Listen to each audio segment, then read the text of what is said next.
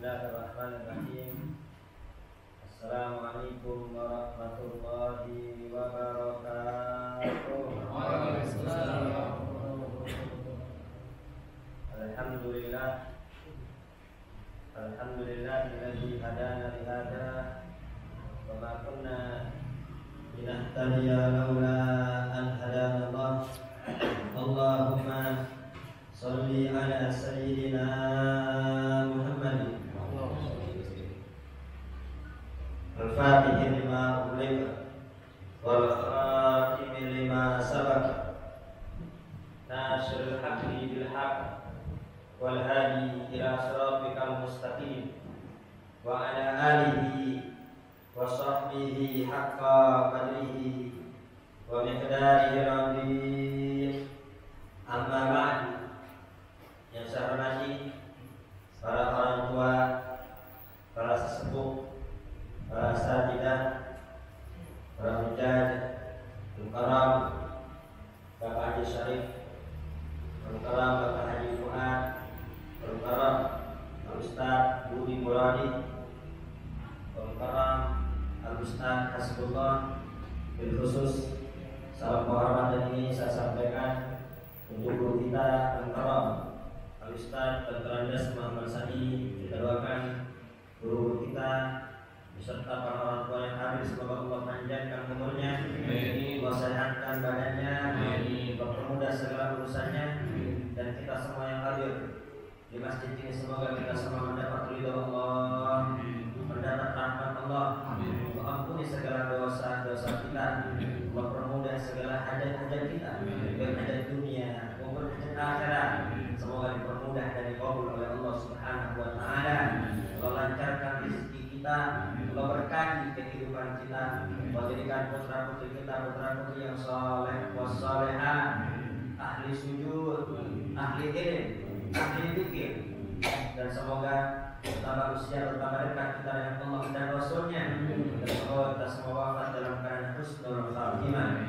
Amin Allahumma amin. Sebelum kita mulai taklim kita, terlebih dahulu kita baca Al-Fatihah untuk muallif kita dan untuk guru kita yang sudah mendahului kita.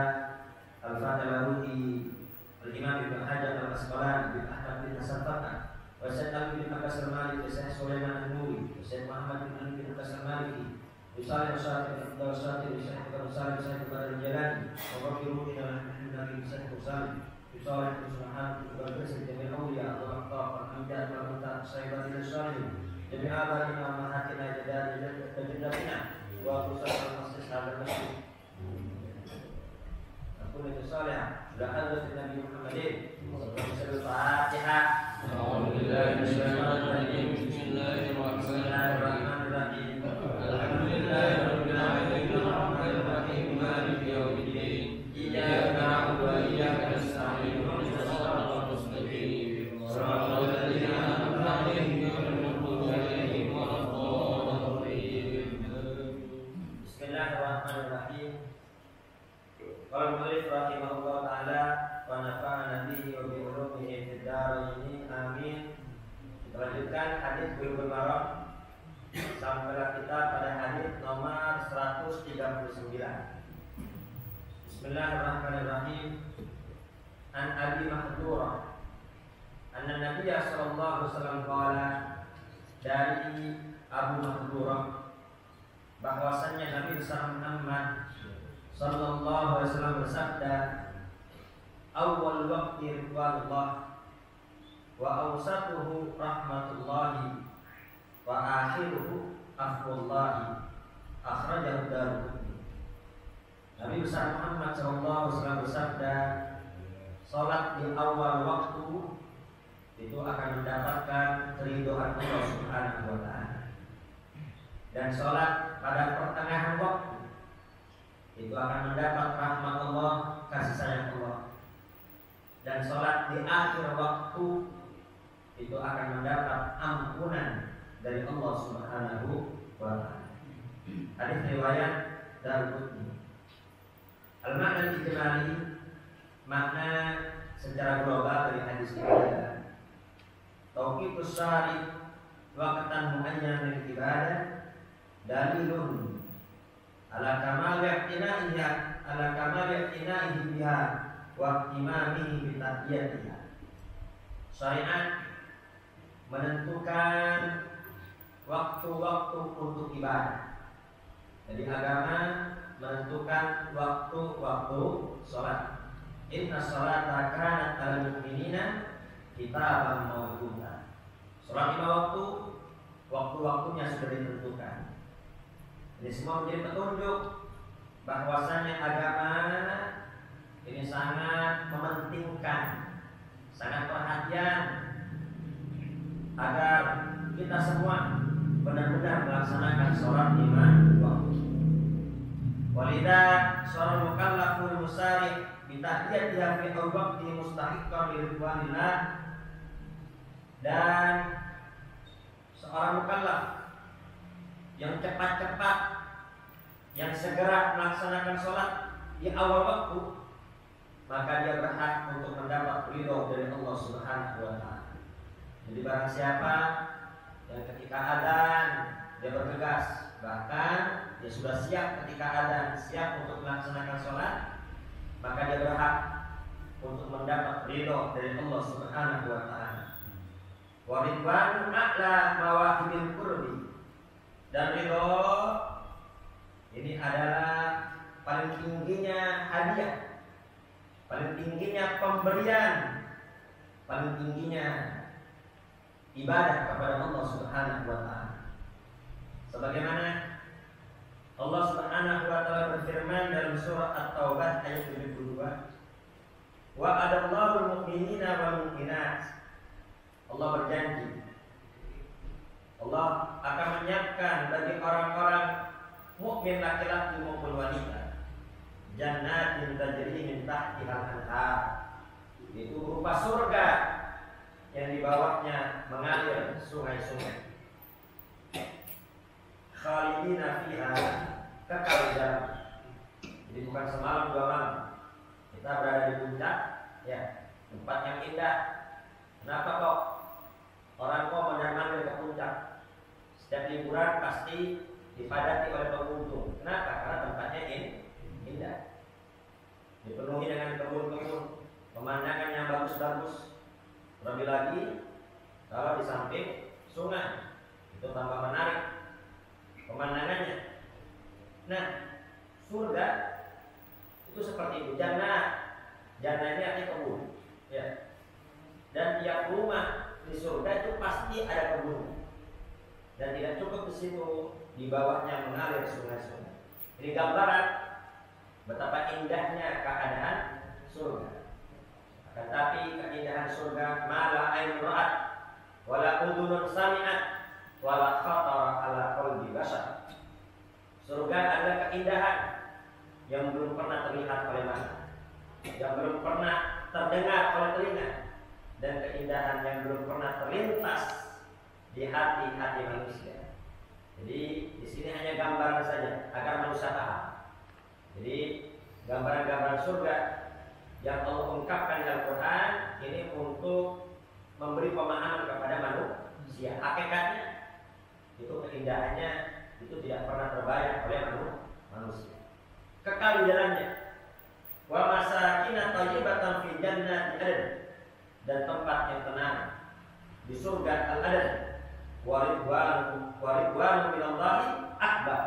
Dzalika huwal fawzul kabir. Tapi ketahuilah keridhaan Allah lebih besar daripada itu semua. Jadi surga itu kenikmatan yang sangat luar biasa, pemberian yang sangat istimewa, ya. Bahkan terlintas di hati saja itu akan diberikan oleh Allah Subhanahu wa Ta'ala. Akan tapi ada yang lebih besar daripada itu semua. Apa yang lebih besar daripada itu semua? Ialah keridhaan Allah Subhanahu wa Ta'ala. Jadi keridhaan Allah ini nikmat yang paling besar. Sehingga diriwayatkan dalam Sahih Bukhari, Inna Allah tabaraka wa ta'ala yaqul ya ahlal jannah. Sesungguhnya Allah Subhanahu wa Ta'ala berfirman kepada penghuni surga, ya ahlal jannah, wahai penghuni surga. Ini sangat luar biasa, ya. Diajak berbicara oleh Allah Subhanahu wa ta'ala. Kita apabila berkunjung ke rumah seseorang, meskipun dihidangkan aneka ragam makanan dan minuman yang lezat dan segar-segar, tapi kalau tuan rumahnya nggak mau keluar rumah, nggak mau keluar kamar, kira-kira enak apa nggak? Nggak enak. Ya, kita main ke rumah kiai, kita main ke rumah orang tua, kita main ke rumah orang kaya yang dermawan, ya, sediakan, suruh masuk. Ya, di ruang tamu banyak makanan, banyak minuman, tinggal ambil, tinggal nyicipin, ya. Tapi tuan rumahnya nggak mau nemuin, di kamar aja, enak gak kira-kira? Gak enak, meskipun tuh makanan lezat-lezat. Nah, ini penghuni surga diajak berbicara oleh Allah Subhanahu wa Ta'ala. Ya ahlal jannah, wahai penghuni surga. Semoga semua termasuk orang-orang yang diajak bicara oleh Allah. Fayaquluna labbaik rabbana wa sa'daik wal khairu fi yadaik. Kemudian penghuni surga menjawab, labbaik ya rabbana wa sa'daik. Ya, kami penuhi panggilan wahai Tuhan kami. Wa sa'daik wal khairu fi yadaik. Kebahagiaan darimu, kebaikan juga semua darimu. Fayaqulu hal raditum. Kemudian Allah bertanya, hal raditum, penghuni surga, kan kalian semua udah di surga nih, sudah merasakan tempat tinggal di surga, kebun-kebunnya, makanan-makanannya, minuman-minumannya, pemandangan-pemandangannya. Hal raditum, ini kalian semua ridho apa tidak? Puas apa tidak? Ditanya oleh Allah, ridho apa tidak nih? Ya, jangan ini semua. Fayaquluna ma lana la nardo wa qad a'taytana ma lam tu'ti ahadan min khalqika. Ya Allah, gimana kami enggak ridho? Ya, Engkau telah memberikan kepada kami suatu pemberian yang tidak pernah diberikan oleh siapapun. Ini semua keinginan penghuni surga diberikan oleh Allah Subhanahu wa Ta'ala. Jadi bagaimana kami enggak ridho? Tempat tinggal itu melebihi istana, kebun-kebun yang sangat indah, makan-makan yang sangat lezat, bahkan semua keinginan akan diberikan oleh Allah Subhanahu wa Ta'ala. Ya Allah, bagaimana kami tidak ridho? Kami masuk surga saja kami sudah bersyukur, sangat luar biasa. Amal kami sedikit, dosa kami banyak, akan tapi Engkau Maha Rahman, Maha Rahim. Kau ampuni dosa-dosa kami dan amal-amal kami yang sedikit Kau terima, sehingga kita semua bisa masuk ke dalam surga. Ridho sekali ya Allah. Bagaimana kami tidak ridho? Fayaqulu ala utikum afdala min dzalik. Kemudian Allah menawarkan, mau enggak kalian aku berikan yang lebih hebat daripada ini semua, yang lebih utama daripada ini semua. Fayaquluna ya Rabb wa ayyu syai'in afdala min dzalik. Kemudian penghuni surga bertanya, ya Rabb, emang ada yang lebih afdal daripada ini? Gak terbayang. Jadi di benak penghuni surga itu gak terbayang. Ini tempat udah begitu indah, ya. Ini servis juga sangat luar biasa. Emang ada yang lebih afdal daripada ini semua? Fayaqulu uqillu alaikum ridwani fala asqatu ba'dahu abada. Rawahu Bukhari.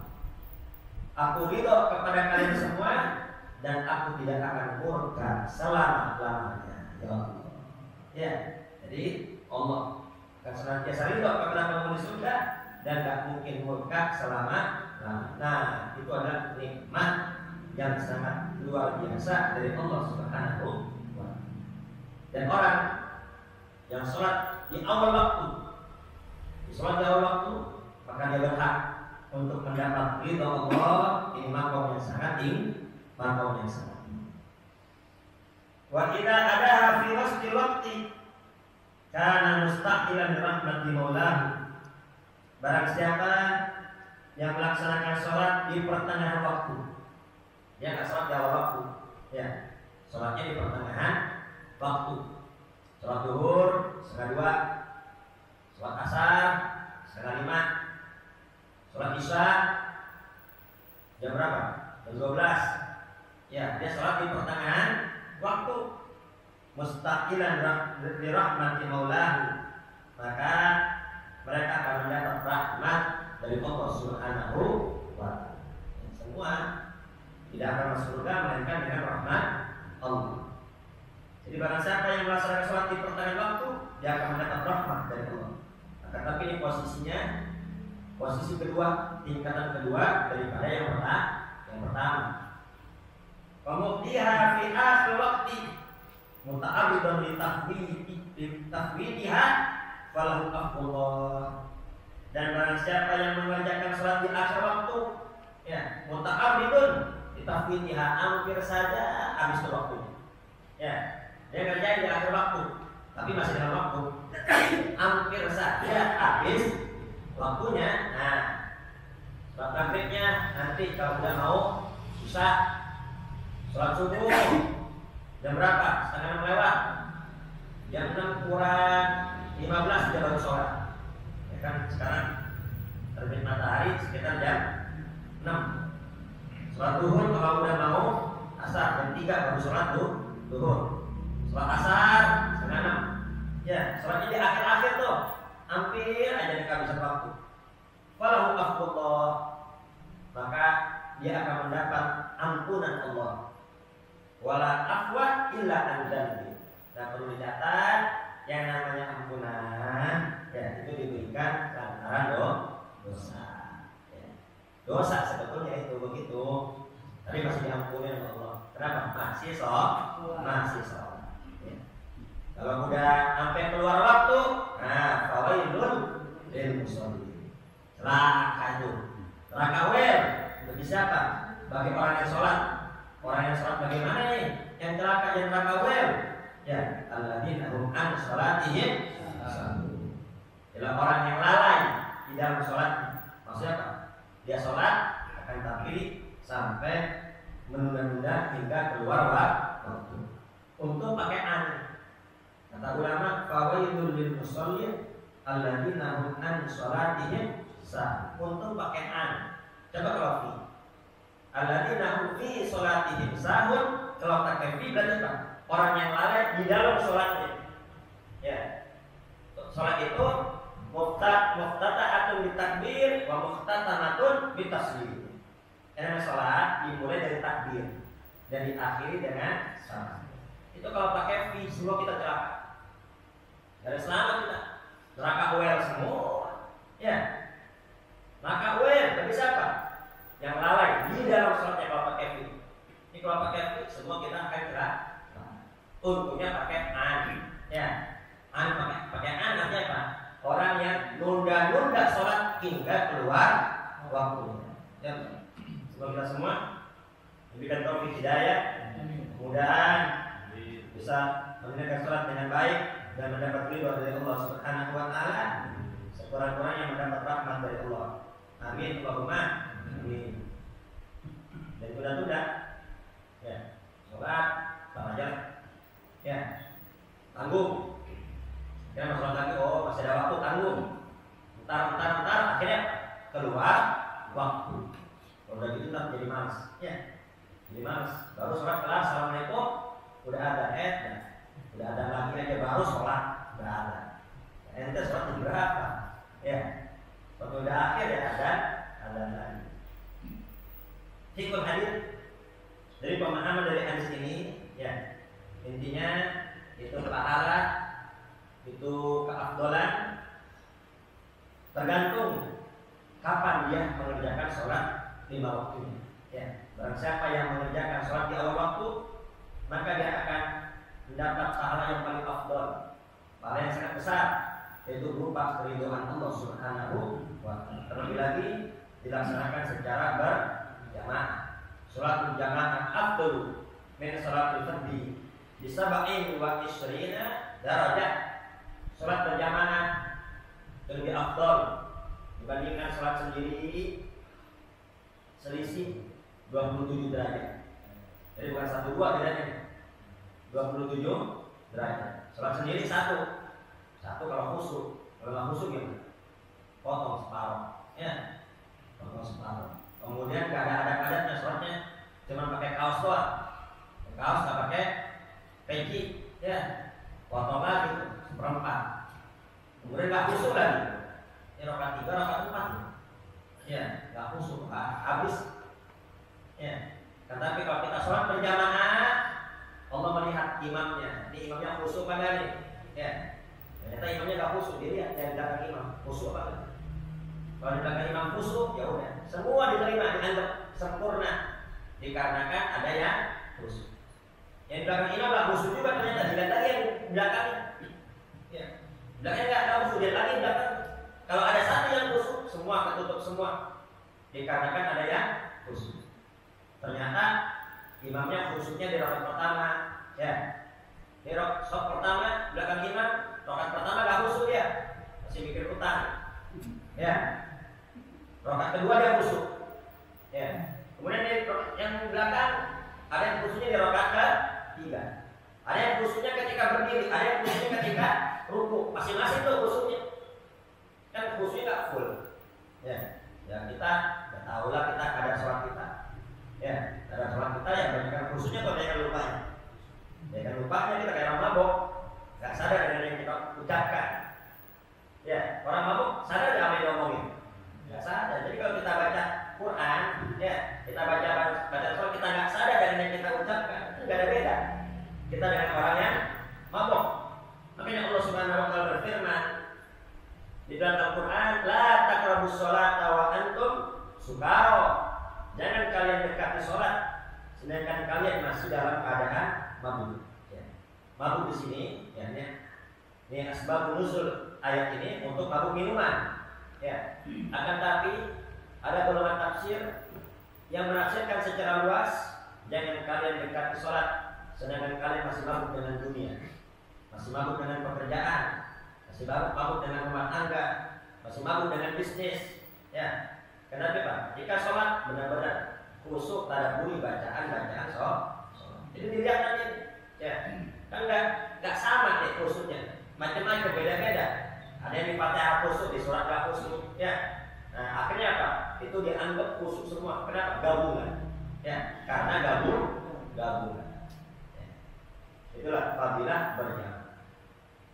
Ini jangan sampai kita remehin. 1 ke 27 dalam anak 1 aja nggak apa-apa. Konah, ya. Tapi kira daging kurban 1 bungkus atau 5 bungkus saja. Nah 1 bungkus aja. Nah konah, kita pakai kira-kira. Ngomel deh. Yang lain 5 kon 1 sentimen banget nanti mana? Nah, ya. Gaji, mau gaji 3 juta, apa gaji 6 juta? Warna 3 juta aja. 3 juta aja terus belum ini. Tambahin 6 juta, kita 3 juta. Ya. Pasti kita juta yang gede, ya. Mau mobil apa motor? Oh saya sepeda aja, ya saya sepeda aja, nggak cerdas namanya begitu. Ini kita kalau masalah dunia cerdas. Mau 10.000 ke sejuta, cerdas kita. Ya. Tapi kalau masalah akhirat nih kadang kecerdasan kita hilang. 1 ke 27 kan 1 aja, konaan.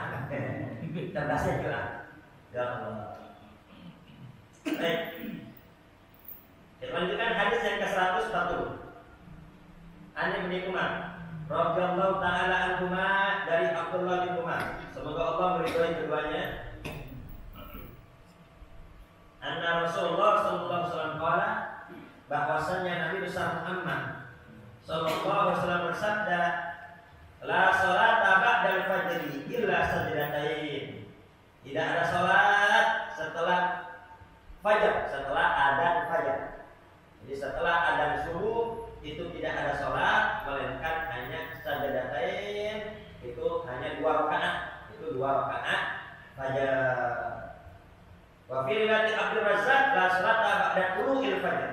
Tidak ada sholat setelah terbit fajar, melainkan raka'atal fajr, melainkan 2 rakaat fajar. Al-makna al-ijmali, makna secara global, tukrahu sholatun nafli ba'da tulu'il fajr, siwa targhibati li alla yu'addiya dzalika ila tafwiti awal waqti. Makruh salat sunnah setelah adzan subuh. Makruh salat sunnah setelah adzan subuh selain yang dianjurkan. Apa yang dianjurkan? Salat sunnah fajar. Raka'atul fajri khairun minad dunya wa ma fiha. 2 rakaat fajar, ya, atau qabliyah subuh. Terus adzan, salat sunnah 2 rakaat fajar. Itu lebih baik daripada dunia beserta isinya. Nah, makruh salat sunnah selain 2 rakaat. Jadi qabliyah subuh atau setelah adzan subuh hanya ada sholat sunnah 2 rakaat. Karena ini yang dianjurkan oleh Nabi besar Muhammad sallallahu alaihi wasallam. Udah sholat aja yang dianjurkan Nabi. Jangan sholat yang tidak dianjurkan. Bahkan hukumnya makruh. Hukumnya makruh melaksanakan sholat setelah adzan subuh selain yang dianjurkan. Jadi cukup sholat 2 rakaat, sholat sunnah fajar. Ya, bagusnya rakaat pertama baca Alam Nasrah, ayat kedua baca Al-Taro, alam wa alam. Alam Nasrah sama alam. Ya. Kalau nggak hafal, ya bebas. Ya, baca kuliah kulhu juga bisa. Nggak hafal juga, ya baca kulhu aja nggak apa. Ya, nggak hafal juga baca Fatihah. Ya, baca Fatihah boleh. Ya. Kenapa kok makruh? Selain sholat 2 rakaat ini, agar apa? Agar tidak kehilangan sholat di awal waktu. Ya, ini saking dianjurkannya sholat di awal waktu. Wali alla yataqidul awam wujubah sholat ukhra hina idzin, dan juga alasan kedua. Yang pertama, biar tak kehilangan fadilah awal waktu. Yang kedua, agar orang awam tidak meyakini ada kewajiban sholat selain subuh. Ya, jadi kewajiban sholat ketika subuh hanya sholat subuh, dan sholat sunnahnya hanya 2 rakaat fajar. Selain itu nggak ada. Ya. Qala qaumun bitahrimi tamassukan bidzahir nafil ladzi wa naha fil makna. Ada sebagian ulama yang mengatakan haram selain sholat sunnah fajar, haram sholat sunnah yang lain. Kenapa? Karena doa hadisnya larangan. Ya. La sholat, jangan sholat. Jadi la sholat apa fajr illa raka'atain illa sajdatain. Berarti apa? Selain sholat sunnah fajar nggak boleh sholat. Jadi pendapat yang pertama makruh saja. Katakan juga ulama yang mengatakan haram. Kenapa? Karena melihat daripada doa hadis di hadis. Ya. Jadi bagaimana? Ya udah, habis sholat sunnah fajar sibukkan diri dengan baca subhanallah bihamdihi subhanallahil azim astagfirullah. Ya, sibukkan dengan zikir subhanallah bihamdihi subhanallahil azim astagfirullah sebanyak 100 kali. Itu untuk mengantarkan rezeki. Ya. Ngeluh rezeki serat. Ya, sholat subuh apa enggak? Siang. Ya udah salah sendiri. Ya, salah sendiri. Sholat subuh jamaah, kemudian jangan lupa baca subhanallah bihamdihi subhanallah. Belum apa? Perbanyak doa kepada Allah Subhanahu wa taala. Kenapa? Karena bintani matrodani doa inda nida wa tahtal matar. Ada 2 doa yang tidak akan tertolak. Yang pertama berdoa habis adzan. Yang kedua berdoa ketika turun hujan. Nah, 2 waktu ini kita berdoa minta kepada Allah. Ini sangat mustahil. Intinya, ya, fikul hadis di sini haram sholat sunnah setelah terbit fajar, melainkan hanya qobliyah subuh atau rakaat fajar. Alasan pertama agar tidak kehilangan sholat di awal waktu, dan alasan kedua agar orang awam tidak meyakini ada kewajiban sholat selain sholat subuh, dan agar tidak meyakini ada kesunahan sholat selain sholat sunnah fajar. Hadis yang ke-141. An Ummi Salamah radhiyallahu taala anha qalat, dari Ummu Salamah, ini istri Nabi besar Muhammad sallallahu alaihi wasallam, semoga Allah meridai beliau, berkata, "Shalla Rasulullah sallallahu alaihi wasallam al-asra." Nabi besar Muhammad sallallahu alaihi wasallam salat asar. Tsumma dakhala baiti. Habis salat asar, wirid, kemudian masuk ke rumahku. Fa shalla raka'ataini, kemudian salat 2 rakaat. Ya, padahal kan nggak ada qobliyah asar, nggak ada ba'diyah asar. Jadi setiap sholat ada qobliyah, setiap sholat ada qobliyah. Dimaksa bagi yang mau. Ya, jadi setiap sholat pasti ada qobliyah. Ada sholat sunnah. Akan tetapi tidak setiap sholat ada ba'diyah. Ya, kalau qobliyah semua ada bagi yang mau. Tapi kalau ba'diyah itu nggak semua sholat. Habis subuh tidak ada ba'diyah, dan juga habis asar tidak ada ba'diyah. Ya. Ini Nabi besar Muhammad sallallahu alaihi wasallam habis sholat asar, selesai wirid, kemudian masuk ke rumah. Ya. Itu giliran rumah Ummu Salamah.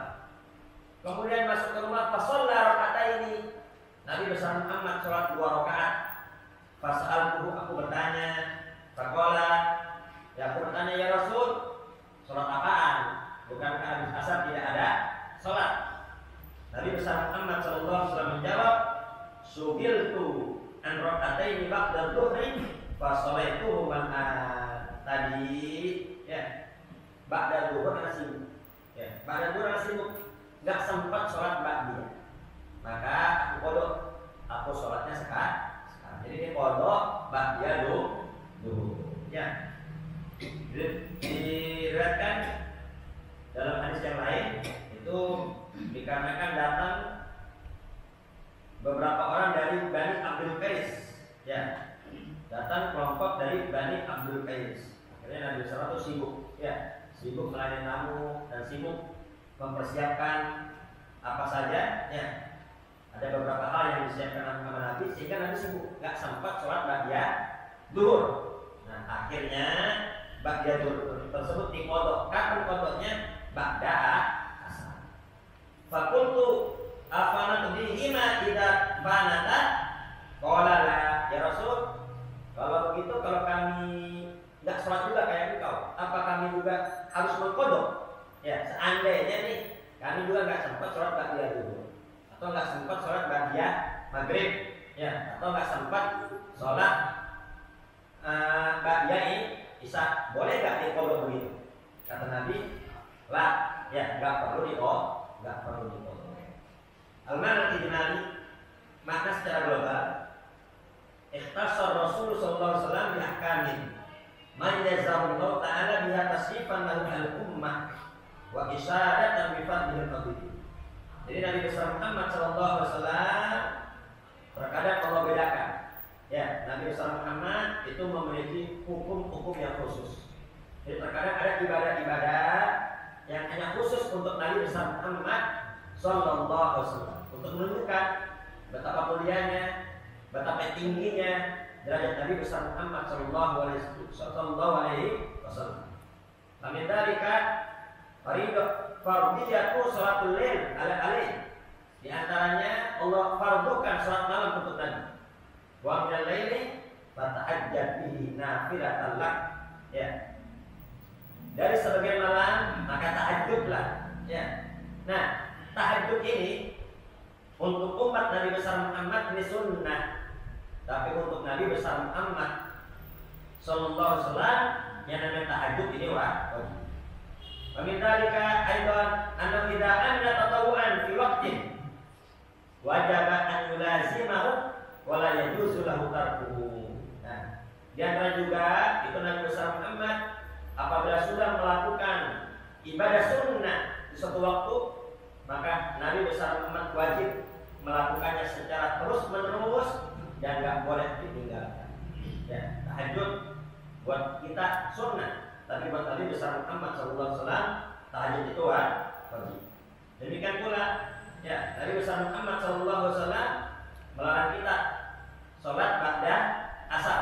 Kok Nabi sholat tadi itu? Qodok itu khusus untuk Nabi besar Muhammad sallallahu alaihi wasallam. Demikian juga wa yuwasi'u wa yanha 'anil wisal. Itu Nabi besar Muhammad sallallahu alaihi wasallam itu kalau puasa nyambung. Ya. Nabi kalau puasa nyambung, enggak pakai buka, enggak pakai sahur. Tadi ya, puasa hari apa misalnya? Puasa hari Senin. Kemudian pas malam Selasa enggak pakai buka tuh Nabi. Lanjut lagi puasa hari Selasa. Itu namanya wisal. Puasa tanpa buka dan tanpa sahur. Untuk kita haram. Akan tapi untuk Nabi besar Muhammad sallallahu alaihi wasallam itu boleh. Ya. Itu ada sahabat-sahabat Nabi besar Muhammad sallallahu alaihi wasallam yang bertanya kepada Sayyidah Aisyah, "Wahai istri Nabi besar Muhammad, ya, kenapa kalau Nabi besar Muhammad melarang kita untuk wisal? Kalau Nabi saja wisal, ya, Nabi saja yang sudah dijamin masuk surga itu puasanya nyambung, yang bagi kita yang belum dijamin surga. Apalagi kita yang banyak dosa, maka kami lebih berhak untuk puasa besok." Apa kata Nabi? Jangan. Ini abiku yut'imuni Rabbi wa yusqini. Jangan. Lastu ka'ayatikum, kata Nabi. Aku gak sama seperti kalian. Kalau aku ada makan dan minumnya langsung dari Allah Subhanahu wa ta'ala. Jadi ada beberapa ibadah ya, yang hanya besar Muhammad sallallahu alaihi wasallam. Tadi di antara wisol. Kemudian juga tadi qada ba'yadu zuhur di waktu asar itu khusus untuk Nabi besar Muhammad sallallahu alaihi wasallam. Dan demikian juga menikah lebih dari 4 istri itu juga khususnya kekhususan untuk Nabi besar Muhammad sallallahu alaihi wasallam. Jadi enggak semua yang dilakukan Nabi berarti Pak boleh dilakukan di kita. Tapi ada beberapa ibadah yang hanya khususnya kekhususan untuk Nabi besar Muhammad sallallahu alaihi wasallam. Adapun untuk umat Nabi enggak boleh lebih dari 4. Ya. Fatihu maka balakum minan nisa'i mathna wa thulatha wa ruba'. Nikahi wanita yang baik untuk kalian 2 atau 3 atau 4. Batas 4. Lebih dari 4 enggak boleh. Ya. Apa dalilnya? Dalilnya ya, setelah turun ayat ini itu sahabat-sahabat Nabi yang istrinya lebih dari 4 itu Nabi suruh untuk menceraikan. Jadi suruh pilih 4 saja. Selebihnya itu sahabat menceraikan istri-istrinya. Ini dalil bahwasanya batasan cuma 4. Dan jangan sampai salah paham. Ada yang salah paham. Fankihu ma qabalakum minan nisa'i mathna wa thulatha. Wawnya tambahan. Mathna kan wa nih, wa dan bukan au nih. Padahal wa-nya bermakna au. Ya. Mathna 2, wa thulatha 2 tambah 3, 5 kan. Wa ruba tambah 4 lagi, 9 batas. Ya, ini salah paham. Ada lagi Syiah. Syiah ini apa? Kata Syiah ber-18. Jadi makna ini arti asalnya itnen. Kalau 2 itu itnen 2. Kalau makna itnen. Berapa itnen? 2, 4. Ya. Wa thulatha ini artinya apa? Salatan. 3. Ini makna lafadznya. Ya. 2 udah 4. Salatan. 3, 6. Udah berapa tuh? 10. Wa ruba' ini berarti arba'an. 4. Ini dia pakai makna kata. 4 berarti 8. Jadi berapa semua? 18. Ada lagi baru-baru ini ya. Ada seorang buya mengatakan nanti di akhir zaman boleh 50. Kacau banget. Ya, ini lebih dari Syiah ya. Ya, ini salah paham. Maksudnya apa tuh? Itu hadis dari Bukhari ya. Nanti di akhir zaman ini banyak wanita dibanding laki. Satu laki-laki itu mengurusi, yang namanya ngurusin, gak harus nikahi. Ya, sampai satu laki-laki menanggung 50 wanita. Ya, istrinya, putri-putrinya, ponakan-ponakannya, bibi-bibinya, itu maksudnya. Ya, jadi ini bukan berarti jadi halal di akhir zaman, jadi halal 50. Ini lebih kacau lagi, lebih parah daripada sih. Jadi intinya, ya menikah lebih dari 4 ini khususnya untuk Nabi besar Muhammad sallallahu alaihi wasallam. Itu ada kiai, ya, gambarnya banyak, istri 5, pokoknya nggak sesuai syariat salah. Siapapun dia. Jadi kalau lebih dari 5, lebih dari 4, ya jatuhnya zina. Setinggi apapun dia, sebanyak apapun jamaahnya, ya kalau melanggar syariat jangan ikut. Ya. Baik, fikul hadis. Fikir dari hadis ini yang pertama, an-nahyu an qada'i nafilah ba'da asri. Larangan mengkodok sholat sunnah setelah asar. Ya, larangan mengkodok sholat sunnah setelah asar. Wal jawazu min khasa'is Rasul sallallahu alaihi wasallam. Dan kebolehan ini hanya khusus untuk Nabi besar Muhammad sallallahu alaihi wasallam. Ya. Tetapi di dalam madzhab Imam Syafi'i ya boleh mengkodok sholat sunnah kalau sudah menjadi rutin. Ya, sudah menjadi adat, sudah menjadi kebiasaan. Ya, kita udah biasa sholat sunnah fajar, nggak pernah tunda. Satu hari perut sakit, tiba-tiba agak lambat ke masjidnya, ke masjid sudah komat, ya itu boleh kodok sholat sunnah fajar, ya nggak disebut kodok juga nggak apa-apa, ya itu sholat sunnah saja. Akan tapi jangan di masjid, nanti jadi fitnah. Ya sholat saja di rumah dengan syarat sudah menjadi kebiasaan. Kemudian yang kedua, kalau atul wisoli wajawazu min khasa'is Rasul sallallahu alaihi wasallam. Kita dilarang untuk puasa wisol nyambung ya, tanpa buka, tanpa sahur. Kenapa? Karena wisol ini hanya kekhususan umat Nabi besar Muhammad Sallallahu Alaihi Wasallam.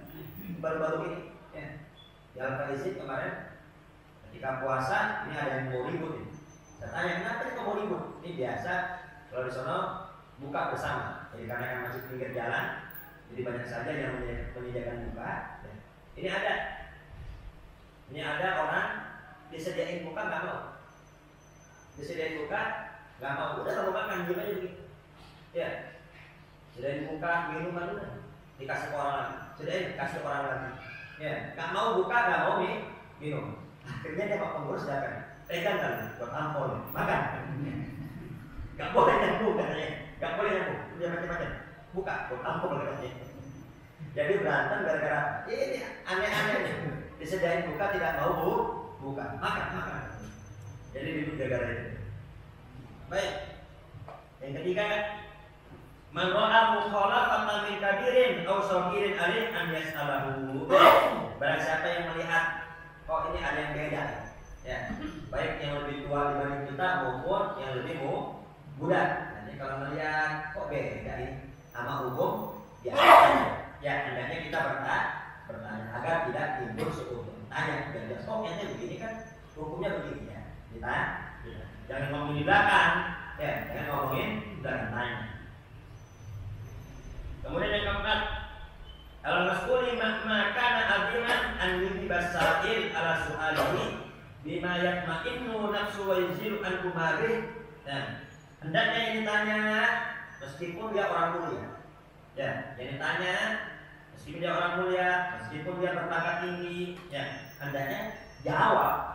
Kalau ditanya, hendaknya menjawab.